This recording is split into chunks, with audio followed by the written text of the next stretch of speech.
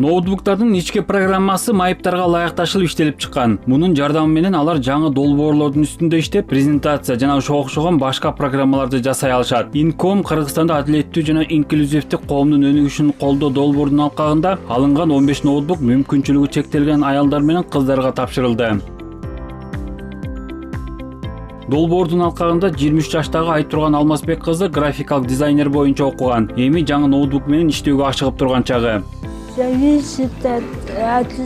Мен буйртманы кардардын табитине ылайык жасаганга аракет кылам. Бул жерде дизайнга жараша бир логотипти 3-4 күндө жасап чыкса болот. Эң негизгиси ар бир эмгекти сүйүп, мээнеттүү иштесең анын акыбети сөзсүз түрдө кайтат. Инком Кыргызстанда адилеттүү жана инклюзивдүү коомдун өнүгүшүн колдоо долбоору 4 жылга пландалган. 3 жыл аралыгында Бишкек менен Ош шаарларында жашаган 120дан ашык мүмкүнчүлүгү чектелген кыз-келиндер окутуудан өтүшкөн. Алар атайын баарлашуудан өтүп, жумушка орношо алышат.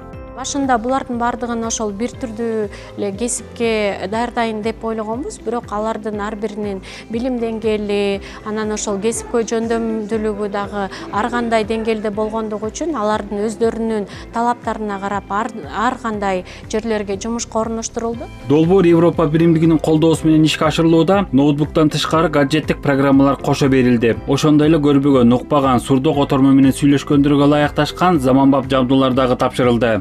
Мындан ары дагы бул биз үчүн бул биринчи кадам болуп атат. Бизге как подсказка катары биздин мамлекеттик органга мындан ары дагы биздин министрлик ушул майыптыгы бар адамдарга ушундай атайын программаларды жана компьютердик оборудованияларды берүү боюнча дагы бизге дагы мындай пландар пайда болот деп ойлойм.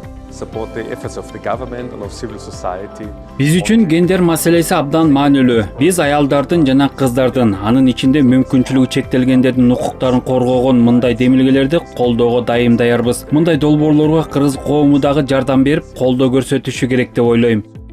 Адистер жыл өткөн сайын өлкөдө мүмкүнчүлүгү чектелген жарандарды иш менен камсыздоо начарлап жатканын белгилешүүдө, мындан улам Инком сыяктуу долбоорлор маселени чечүүдө чоң роль ойнойт. Дүйшөн Шаршембеков, Рахат Батырбекова, Руслан Бараненко, ЛТР Бишкек.